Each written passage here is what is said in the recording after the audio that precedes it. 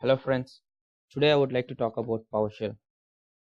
In this tutorial, I would like to show some basic PowerShell commands, how to write and run the scripts in PowerShell, and we'll also talk about some PowerShell classes. So before starting the tutorial, the first and foremost question will be, what is a PowerShell? In brief, PowerShell is an object-oriented programming language and an interactive command line shell for Microsoft Windows. Windows PowerShell is developed by Microsoft for purpose of task automation and configuration management. This PowerShell is based on the .NET framework and it includes a command line shell and scripting language. It was mainly designed to automate system tasks such as batch processing and create system management tools for commonly implemented processes. The PowerShell language is similar to Perl. It includes more than 130 standard command line tools for functions that formerly required users to create scripts in VB, VBScript, or C#. Now, in brief, we will discuss about what are commands, what is a script, and what are classes. PowerShell commands can be used to manage the user domains. These commands are used to navigate through the Windows registry. We can search recursively for a certain string within files. They are also used for both software and machine management. When you come to software management, it can be used to install an MSI package on a remote computer, upgrade an installed application with an MSI based application, upgrade package, etc. When you come to machine management, we can remotely shut down another machine after some time interval. We can run scripts on the remote computer, etc. So now coming to scripts. PowerShell scripts are combination of multiple commands which are combined to perform certain tasks. These scripts are saved with an extension .ps1. The scripts will enable the interactivity between products. Any function you perform through the GUI actually generates PowerShell code that completes the requested task. And one more thing is it makes the life easier. Suppose for a moment that we need to update an Active Directory attribute for thousands of users. Performing the task manually would likely take hours to complete. Using PowerShell scripts, though, you can complete the task using a single line of code by running the script. When you come to classes, to create any class, the first thing we need to do is to use the keyword class. This is what creates the class. The syntax is exactly the same as creating a function. It has keyword followed by the name, which is a class name, and it has an opening brace and a closing brace. As we can see in the example, we have a class named employee followed by opening and closing braces. The parameters that are related to employee will come in between the braces.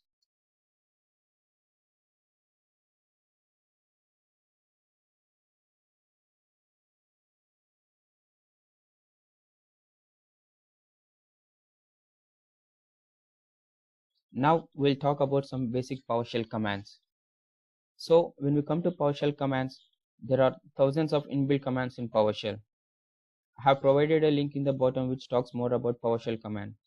Some of them can be get content, which gets the content of a file, set location, which is used to set the current working location or to a specified location. Clear content will delete the content of an item, but it does not delete the item. The copy item copies an item from one location to another specified location. The remove item will delete all the files and folders specified to it. The compare object will compare two objects. The get history will get the list of all commands entered during the current session. The make directory command is used to create a new item like a folder or a file, and the move item is used to move an item from one location to another specified location. And get process. This command is used to get all the processes that are running on the local computer or even a remote computer. So now we'll see how these commands will work in PowerShell. To open PowerShell, hit the Windows button and search for PowerShell.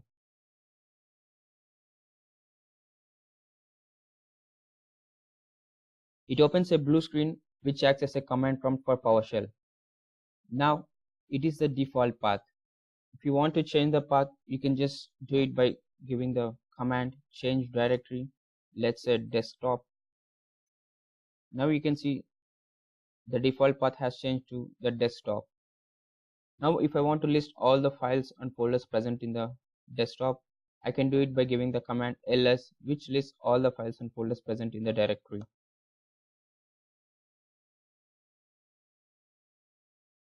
Now we will see how PowerShell commands will work. Let us consider a scenario where we want to move a file or folder from one location to another location. Let us consider our source location as first sem and the destination location as a second sem, which are folders. Before doing that, we'll see what all files and folders are present in each directory.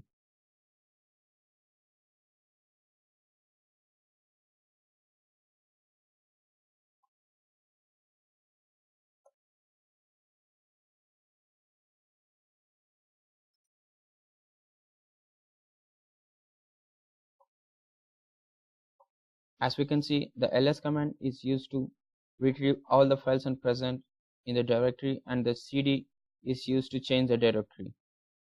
Now let us consider we want to move the folder co from the folder second sem to the first sem. This can be achieved using the command move item that can be given as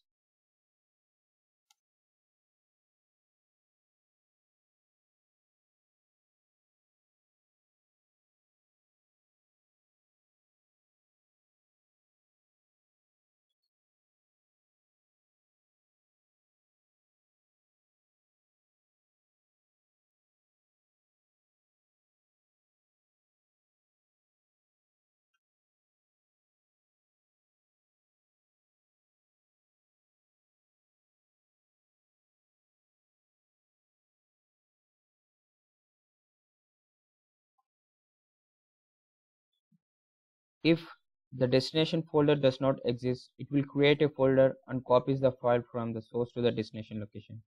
Now if you try to run this command, it runs perfectly. Now you can see whether the file has moved from one location to another location or not.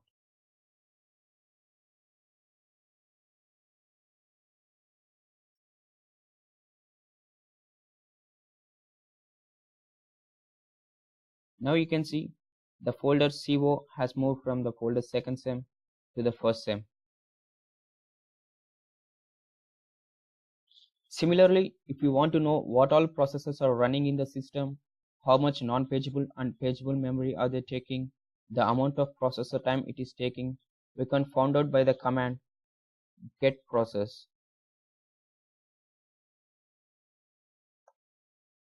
This will list all the processes that are currently in the system. This can be again sorted with the help of the following command.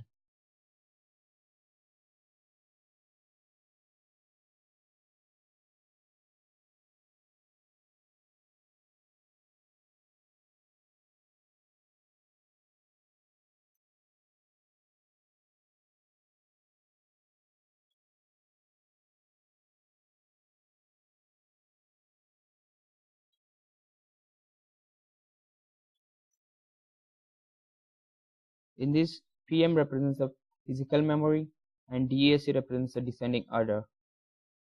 This is just a single line with three different commandlets separated by pipes. The first commandlet retrieves all running processes and then passes or pipes those objects to sort objects.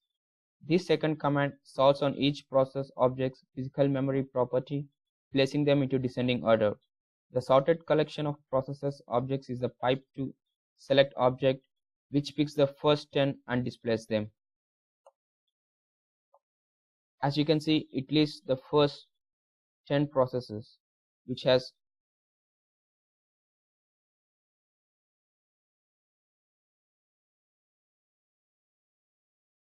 for further assistance with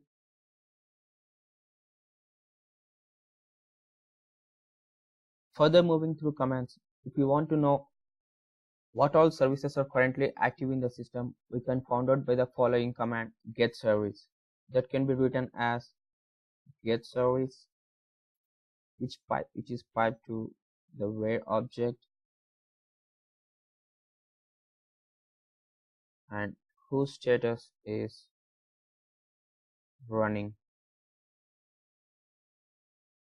Status equals to .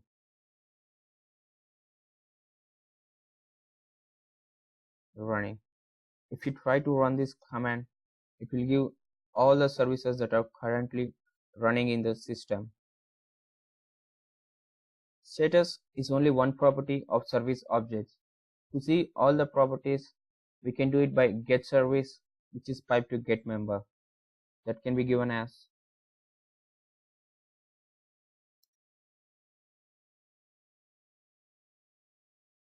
this will give all the definition, the member type, the name, etc. For further assistance with the commands, we can use get help command to know the syntax of the command. It gives aliases and more information about it. Let's say we want to know some information about the move item command. We can do it by giving get help move item. This will give the name of the command, the syntax, how to use it, and even the different names for it known as aliases, and even the remarks which tries to explain about what this command does. So this get help command is used to find out the syntax of any command which we want to know.